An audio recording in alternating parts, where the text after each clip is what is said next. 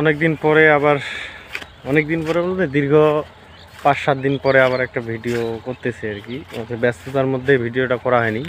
তো কথা হচ্ছে এখন এই সময়ে হচ্ছে কারির সাথে খড়ের সাথে হচ্ছে ঘাস দেওয়া হচ্ছে। ঘাস বলতে ঘাস তো লাগানো হয়নি আমাদের, যেহেতু জায়গায় একটু সংকটের কারণে ঘাস লাগানো হয়নি।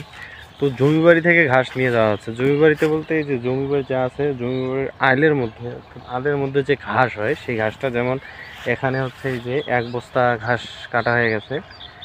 এই যে ঘাসগুলো কাটার পরে এগুলো এখন নিয়ে যাওয়ার পরে খড় কাটা হয়েছে, এবং খড় কাটার পরে হচ্ছে সেই খড়ের সাথে মিক্স করে হচ্ছে গাভীকে দিব। তো এই যে মানে এই ঘাস কাটতেছে আমার মা, এই যে ওইদিকে। আমি হচ্ছে এটা এখন নিয়ে যাব আর কি, তাও আবার ঘাড়ে করে নিয়ে যাব। তো যাওয়ার পরে গরুকে মাখাই দেবো, দেখাচ্ছি কিভাবে কাজটা করা হচ্ছে।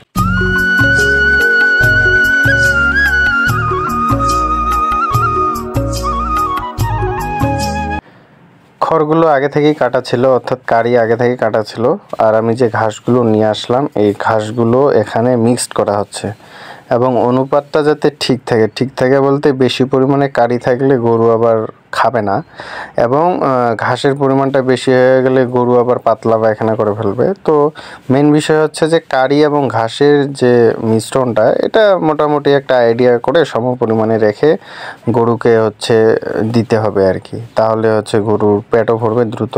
তো যাই হোক, আমার মাখা শেষ। আমি এখন আমাদের যে গরুর ডোঘা আছে, ডোঘা বলতে ওই যে চারি বলে এদিকে এটা, হ্যাঁ, তো ওখানে নিয়ে গিয়ে দিচ্ছি আর কি। তো এটা দেওয়ার পরে অবশ্য আমার আরও কাজ আছে, কারণ শুধু এখানে দিলেই হবে না, আমাদের ওই পাশে আরও গরু আছে, আরও 2টা গরু আছে, ওদেরকেও দিতে হবে। ওদেরকে মূলত আমরা হচ্ছে এভাবে চারি নাই, ওখানে মানে পাতিল আছে বা ডেস্কি বলে আমাদের এদিকে, ওই ডেস্কির মধ্যে দিতে হবে আর কি।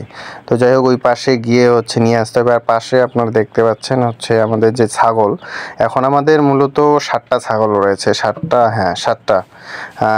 এই পাশেরটাও হচ্ছে বাচ্চা দিয়েছে, যেটা আমি দেখাইছিলাম ভিডিওতে, এবং 2টা পাঠা, 2টা হচ্ছে হালুয়ান আর কি। হ্যাঁ, তো ওই দিকের যে গরুগুলো আছে তাদের জন্য এখানে মিক্সড করা হচ্ছে, এবং ওখানে দিয়ে আসা হবে। দিন শেষে সবার জন্যই হচ্ছে এই যে ঘাসগুলো সবার জন্যই নিয়ে আসা হয়েছে, এইভাবে মিক্সড করে দেওয়ার জন্য আর কি। তারপরে এই যে বাছুরটা দাঁড়ায় আছে ওখানে, ওই বাছুরটা হচ্ছে খুব ক্ষুধার্ত বলতে ও খাবে আর কি, ওকে একটু বেশি পরিমাণে ঘাস দিতে হবে, ঘাস ছাড়া আবার খাবে না এরকম। বেশি পরিমাণে যদি ঘাস না হয় তাহলে খাবে না। এই যে এখানে যে ছাগলগুলো রয়েছে এরা তো ডাইরেক্ট বস্তা থেকেই খাচ্ছে, কিন্তু এই যে ওই পাশে একটা ছাগল বাঁধা আছে, ও প্রায় 3টা বাচ্চা দিয়েছে, ওটাতে লক্ষ্মী ছাগল আমাদের। ওর জন্য হচ্ছে ঘাস নিয়ে যেয়ে দিতে হবে, কারণ ও তো ক্ষুধার্ত, যেহেতু 3টা বাচ্চা দুধ দিতে হয়। তার জন্য ওকেও এখন হচ্ছে আমি এই ঘাস নিয়ে গিয়ে দিচ্ছি, তারপরে আমার কাজ মোটামুটি এখন শেষ।